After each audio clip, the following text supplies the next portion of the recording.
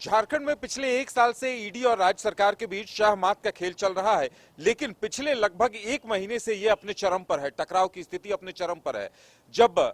CM को 7वां सम्मन गया, सीएम नहीं आए, इस सम्मन को इग्नोर कर दिया। अब ईडी ने 8वां सम्मन देकर पूछा, सीएम ने आने की बात कह दी है। लेकिन इसी दरमियान ईडी की तरफ से सीएम के प्रेस सलाहकार, सीएम के करीबी आर्किटेक्ट विनोद सिंह और साहिबगंज के डीसी रामनिवास यादव, उनके यहां जब छापा पड़ा और उसके बाद ईडी ने उन्हें तलब कर लिया पूछताछ के लिए, तो राज्य सरकार कैबिनेट की तरफ से एक प्रस्ताव लाया गया कि कैबिनेट सेक्रेटरी की तरफ से यह प्रस्ताव लाया गया मंत्रिपरिषद की बैठक के बाद कि ईडी अगर किसी अधिकारी को, पुलिस के अधिकारी या फिर किसी भी प्रशासनिक अधिकारी को तलब करती है तो राज्य सरकार को यानी कैबिनेट को, कैबिनेट सेक्रेटरी को यह बताना होगा कि क्यों बुलाया जा रहा है, किस वजह से पूछताछ करनी है। और वंदना डाडेल जो कैबिनेट सेक्रेटरी है, उन्होंने इस आशय का पत्र ईडी को लिखा था। लेकिन बड़ी खबर यह है कि ईडी ने उस पत्र का जवाब दे दिया है और साफ लहजों में कह दिया है, हालांकि ये जानकारी सूत्रों के जरिए आ रही है कि ईडी ने साफ कह दिया है कि अगर वो ईडी किसी को भी पूछताछ के लिए बुलाती है तो उन्हें राज्य सरकार को या कैबिनेट सेक्रेटरी को बताए जाने की कोई जरूरत नहीं है। अब देखने वाली बात यह होगी कि इस पर राज्य सरकार क्या करेगी। मदन हमारे साथ है। मदन, वाकई में एक बड़ी खबर है कि वंदना डाडेल ने जिस तरह से पत्र लिखा था ईडी को कि पहले कैबिनेट सेक्रेटरी को आप सूचित करें, तो अब उसका जवाब ईडी ने दे दिया है। बिल्कुल, देखिए, कैबिनेट से ये फैसला लिया गया था और उसके बाद लगातार जब विभिन्न विभागों के अधिकारियों को समन किया गया, उसके बाद विभागवार समन के लिए जो है ईडी से पत्राचार हुआ और ईडी से ये पूछा गया था कि आप बताएं कि हमारे अधिकारियों को किस मामले में नोटिस कर रहे हैं और उन्हें बुला रहे हैं पूछताछ के लिए। इसके बाद फिर से एक बार कैबिनेट सेक्रेटरी वंदना डाडेल ने ईडी को पत्र लिखा और काफ़ी सुर्खियों में रहा ये मामला कि डायरेक्ट ईडी को पत्र लिखकर कैबिनेट सचिव ने यह पूछा कि आप किस मामले में हमारे अधिकारियों को नोटिस कर रहे हैं। ऐसे में इसको लेकर के काफ़ी सियासत भी हुई, विपक्ष ने सरकार को घेरा, अधिकारियों पर कहा कि आप रूल बुक के अनुसार काम करें, न कि सरकार के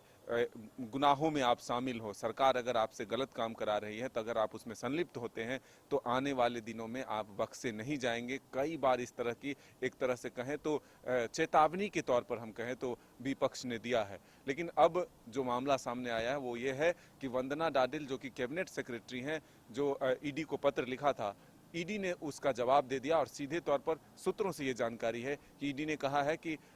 वो उन्हें पत्र का जवाब नहीं देंगे और समन क्यों किया जाता है ये उन्हें बताने की जरूरत नहीं है। जो जानकारी मिले, फिलहाल हालांकि जब आधिकारिक जानकारी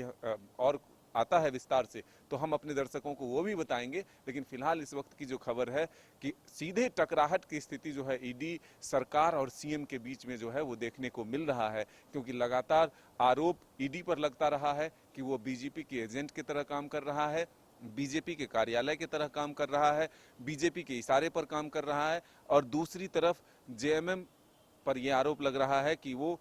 खास करके मुख्यमंत्री पर यह आरोप बीजेपी लगा रही है कि भ्रष्टाचार करके वो भाग रहे हैं। तो ये जो आरोप प्रत्यारोप का दौर चल रहा है, ऐसे में हम ये कह सकते हैं कि बड़ा फैसला ईडी के तरफ से अगर ये आधिकारिक पुष्टि हो जाती है तो ये बड़ा एक तरह से जवाब होगा सरकार को कि आप जो कानून लाए हैं, जो एक तरह से कैबिनेट का फैसला है, वो काम नहीं आएगा। बिल्कुल, तो ईडी ने भी अपने अधिकारों का हवाला दिया और कहा है कि हम किसी को सम्मन करते हैं और पूछताछ करना चाहते हैं तो राज्य सरकार को बताने की कोई जरूरत नहीं है। अब इंतजार इस बात का होगा कि राज्य सरकार इसका क्या कुछ जवाब देती है। हालांकि उससे पहले माना जा रहा है कि जब ईडी 20 तारीख को सीएम के यहां पहुंचकर पूछताछ करेगी तो बहुत कुछ स्पष्ट हो जाएगा और आगे क्या होने वाला है इसकी भी परिणति सामने आ जाएगी। फिलहाल हमारे साथ इतना ही, हमें दीजिए इजाजत और आप देखते रहिए न्यूज़ 22 को। नमस्कार।